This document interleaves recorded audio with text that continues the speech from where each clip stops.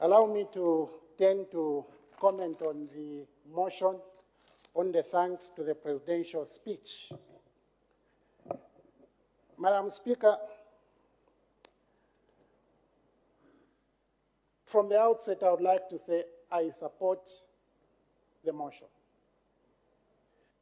And in supporting the motion, I have some comments to make.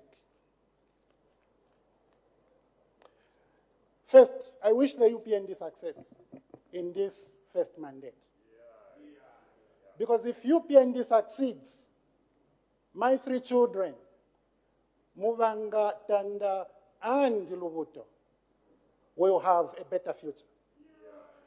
From that end, I will support UPND as they make their programs, if I believe those programs are beneficial to the Zambian people.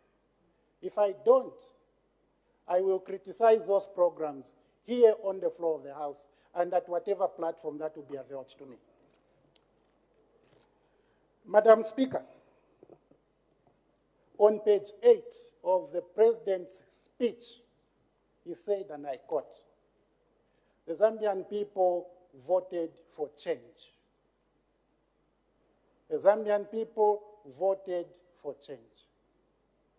Indeed, removing President Edgar Lungu and putting President Hakainde Hichilema is change.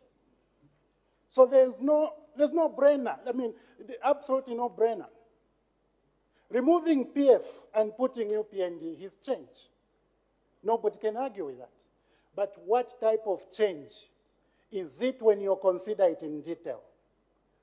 I have observed from the time His Excellency Hakainde Hichilema assumed office from the Heroes Stadium that some of the changes reflect the lowest standards that have been created in our country.